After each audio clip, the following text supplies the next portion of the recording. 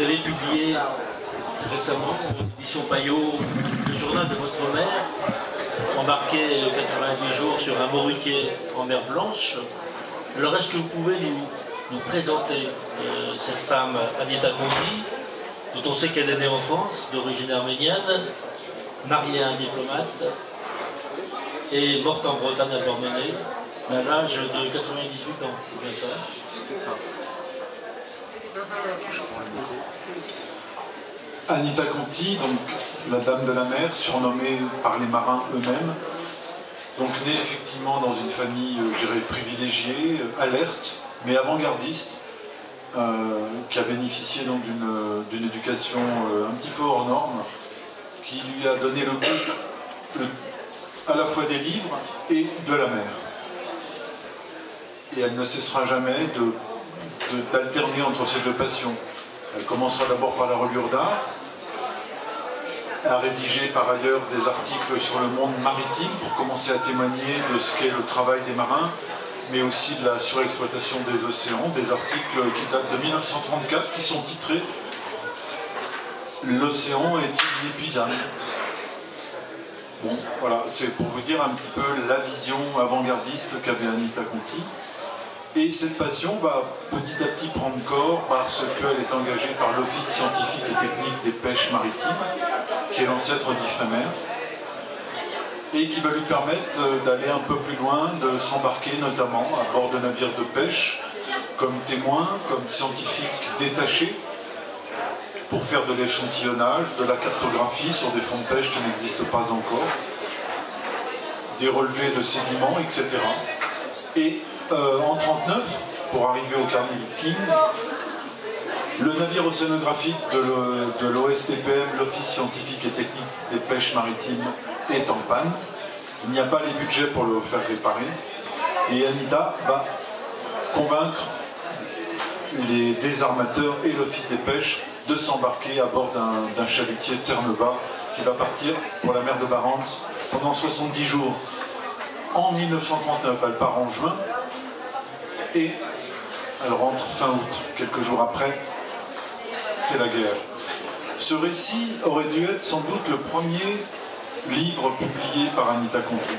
Mais la guerre en a décidé autrement, puisqu'en 1939, quelques semaines après son retour à Fécamp, elle embarque sur les dragueurs de mines, en temps de guerre, une femme à bord de la marine nationale en temps de guerre, en 1939.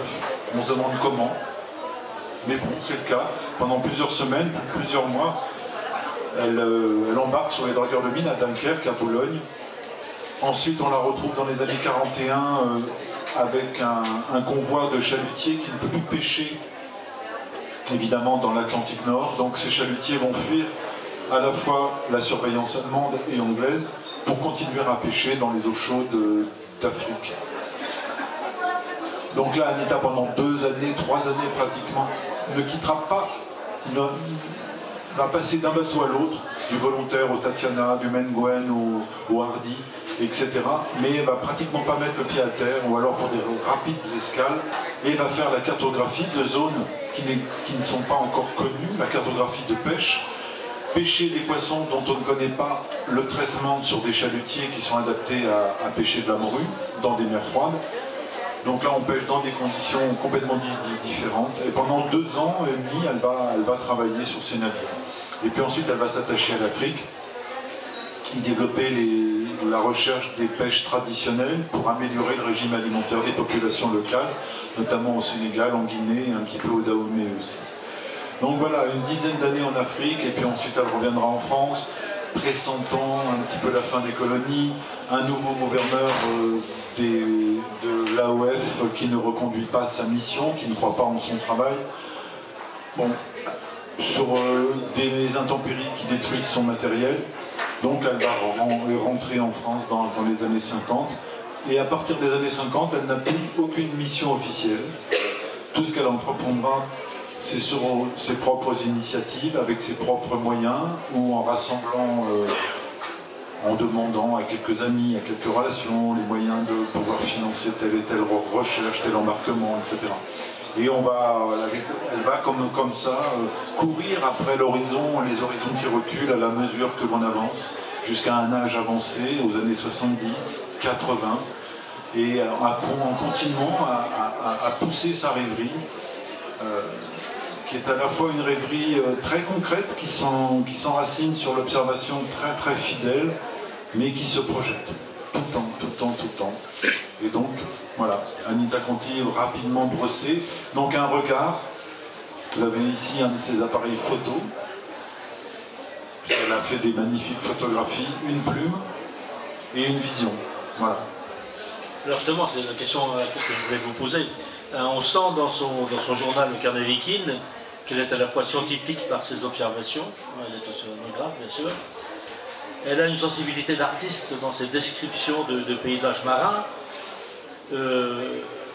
mais elle est avant tout quand même passionnée par la mer et par la pêche. C'est une des rares femmes à avoir participé à une campagne de 90 jours dans les mers froides sur un chalutier industriel de l'époque. Alors d'où lui vient cette passion pour la mer et comment percevez-vous cette double compétence qu'elle a, rigueur scientifique d'un côté et sensibilité d'artiste de l'autre? Quand on remonte le chalut, on remonte l'inconnu. Une phrase d'Anita. Pêcher, c'est un mot pudique qui veut dire chasser. Pêcher, c'est attraper l'invisible. Voilà, un navire qui avance sur la mer représente le clocher de son village. Un navire avance avec son cercle d'horizon. Toutes ces phrases qui m'ont touché sont compréhensibles à la fois par un poète, un marin, un philosophe, et par la population simple. Il y a des visions comme ça qui permettent de poser une réalité et qui est compréhensible par tout le monde, et qui peut se traduire sur différents angles. C'est en ça que cette vision poétique, allégorique, métaphorique, et en même temps très scientifique, avec quelques petits pages avec de l'échantillonnage, etc. Et le récit, effectivement, se compose. Il y a le départ, la remontée des côtes norvégiennes, les fjords, etc. Donc des petits tableaux, des petits croquis très, très, très vite brossés. L'arrivée sur les bancs de pêche. Alors ça, c'est phénoménal. Les bancs de pêche sur la mer de Barents, c'est 2 fois grand comme l'Europe. C'est gigantesque. Et là, il y a 30-50 bateaux, russes, français, allemands, anglais, qui se croisent en 1939 sur des bancs de pêche. Donc sur de l'invisible. Ils sont là, comme ça. Ils n'ont pas de destination. Un bateau de pêche n'a pas de destination. Ils sont là à chercher l'inconnu, l'invisible, la morue qui est sous la surface de l'eau. L'espoir de pêche, ça les marins se projettent, pour eux c'est une pression énorme, il faut arriver à rentrer à terre avec le bateau rempli. Les dialogues des radios, c'est extraordinaire parce que c'est codé, chaque armement a ses codes, il y a des doubles sens, c'est assez surréaliste. Il y a la pression du capitaine, la responsabilité du capitaine est parfaitement décrite avec tout ce que ça suppose sur le plan humain, sur le plan de la responsabilité envers les autres hommes, envers l'armateur, et la responsabilité envers sa fierté, simplement, sa fierté qui est mise à l'épreuve. Il y a les portraits de différents marins, le jeune mousse, il y a le travail des hommes, toute la décomposition des postes des marins sur le chalutier. Il y a le grand cirque, voilà encore une vision comme ça très métaphorique, le grand cirque. Le bateau, c'est une sorte de théâtre. Les marins sont en représentation devant un public invisible, mais ils sont là ils ont un rôle, ils le jouent. Et Anita, elle pousse un petit peu la métaphore assez loin, le grand cirque. Le chalutier, c'est un grand cirque. Il y a l'océanographie, l'échantillonnage, l'anticipation écologique. Il y a la vision, les métaphores du navire, le cercle d'horizon, il y a quelques petites poésies, il y a des chants de marins comme ça qui viennent effleurer le récit. Il y a l'allusion aux tensions internationales. Anita ne déborde pas là-dessus, c'est très pudique. Mais ça sous-tend le récit, on le sent. On est en 39, on croise un chalutier russe ou un chalutier allemand, c'est pas rien. Donc ça a du sens. Mais Anita ne s'étale pas, elle est très très réservée là-dessus. Il y a ces relations entre Anita et les marins. Anita, sur cet angle-là aussi, est très pudique. Elle réserve beaucoup de choses et de temps en temps, elle laisse échapper une vision, une notion, elle se met en scène. C'est très réservé, mais ça permet de bien faire comprendre sa position, son mode de relation. Et puis le retour, la pression du retour. Ça, moi, c'était une découverte parce qu'on a du mal à imaginer que les marins étaient angoissés à l'idée de rentrer. À l'idée de rentrer vers quoi? Vers le quotidien, vers l'administration, vers la guerre, peut-être, que certains avaient anticipé, je ne sais pas. Vers un monde auquel ils ne sont pas tout à fait adaptés, le monde de la terre, le monde social.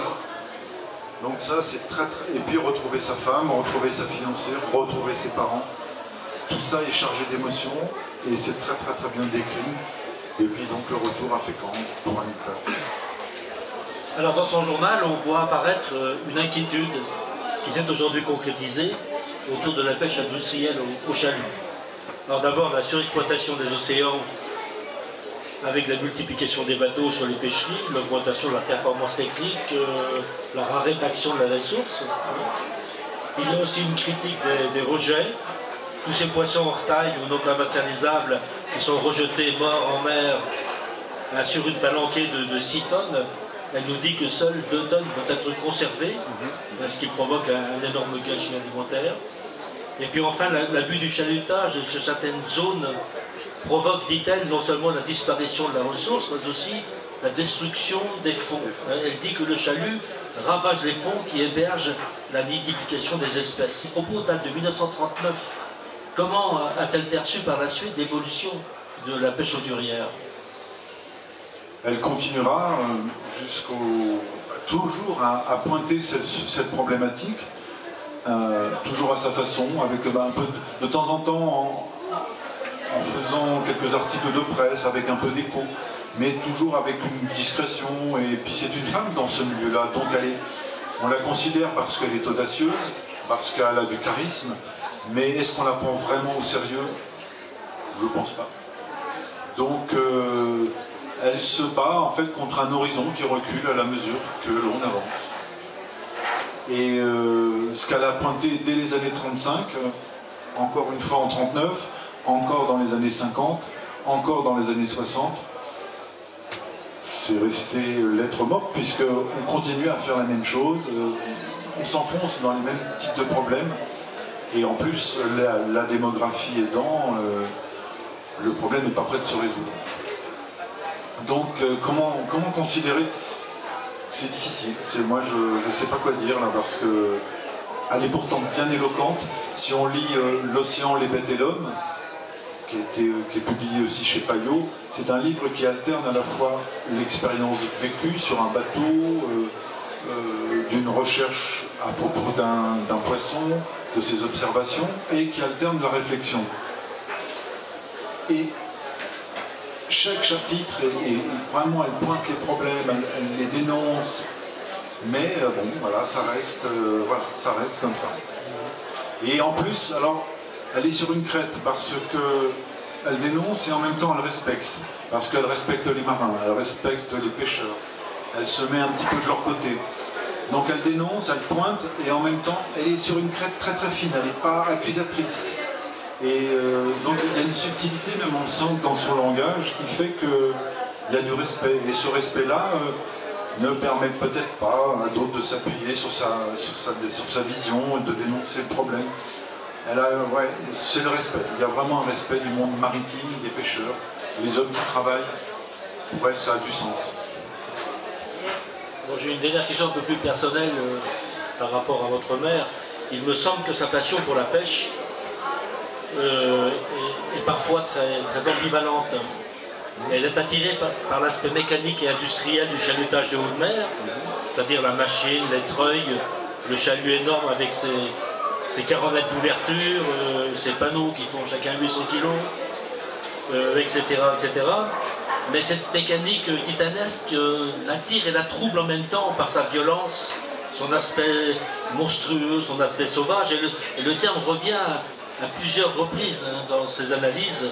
Elle parle par exemple d'un cirque de monstres affamés, un monstrueux collier de diabolos pour le chalut, une industrie à la fois parfaitement mécanisée et primitivement sauvage. Est-ce qu'il n'y a pas dans cette attirance justement une fascination un peu refoulée, ou refoulée complètement, pour la brutalité, pour la violence, qu'on retrouve par ailleurs dans le tranchage des morues, lorsqu'elle parle des trancheurs comme des officiants d'un rite barbare. Et dans cette tuerie sanglante du poisson, qu'elle décrit à la fois, disons, d'une manière encore très précise et très scientifique, et avec cette vision qui dépasse maintenant, disons, le côté scientifique de la description. Ça, c'est très bien vu, et c'est ce que je disais tout à l'heure, c'est effectivement aller sur une crête. Elle dénonce, et en même temps, elle participe, et elle admire. Elle admire la brutalité. Elle admire la violence. Mais la violence... il y a vraiment une forme de reconnaissance de la brutalité humaine. Ça fait partie de nous. Pourquoi s'en couper? Pourquoi s'en séparer? Autant l'admettre. Et il y a une beauté dedans. Alors, on parle de la pêche, mais le propos va beaucoup plus loin. La violence fait partie de l'homme, sa brutalité fait partie de l'homme. Donc, elle ne veut rien couper, elle veut tout prendre. Et elle admire un geste, elle admire la technique, elle admire le technicien. Elle adore ça, enfin vraiment elle le décrit avec une force absolument extraordinaire. Et en même temps, elle admet que c'est un problème si c'est pas bien géré, si on fait trop d'excès, c'est un problème. Mais la brutalité, elle avait beaucoup d'admiration sur le fait qu'un homme puisse qu'on soit au plus... L'animalité fait partie de nous et il faut la reconnaître. Voilà. C'est vraiment un regard philosophique sur nous. Bon, pour conclure, on découvre dans son journal une rivalité entre les Normands et les Bretons. Généralement, les Normands n'aiment pas beaucoup les Bretons, les marins bretons. Or, elle va mourir à Douarnenez. Alors, je voudrais vous demander, pour terminer, quel a été son rapport à la Bretagne? C'était la terre qu'elle préférait. Entre la Normandie et la Bretagne, c'était la terre qu'elle préférait. Dans le récit, les Normands, puisque c'est un navire normand de Fécamp, il y avait les Normands et les autres pêcheurs. Point. C'est-à-dire que c'est les Français et puis point la ligne. Mais les autres pêcheurs, c'était aussi bien les Bretons que les Bordelais, les Basques, etc. Mais les Normands étaient hyper sectaires, hein, vraiment. Anita fait des descriptions que sur le bateau normand, les heures de sommeil ne comptent pas, alors que, paraît-il, les capitaines sur les chalutiers bretons avaient un pyjama. Voilà, bon, ce genre de truc comme ça. Et c'est très bien décrit, mais effectivement, elle préférait la Bretagne pour différentes raisons.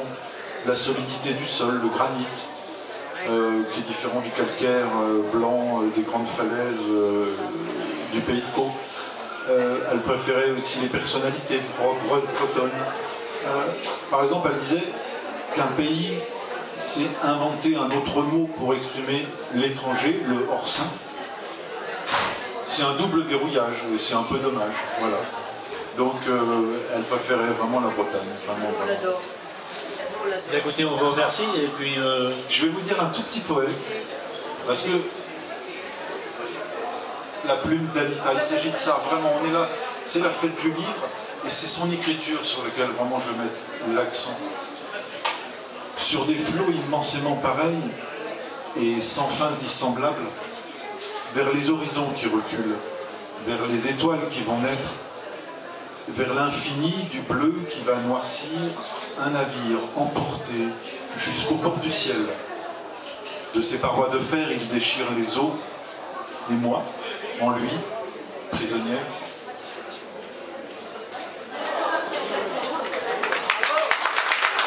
Merci à vous et je vous invite à jeter un coup d'œil sur ce livre extrêmement intéressant. Il est passionné de la mer. Merci.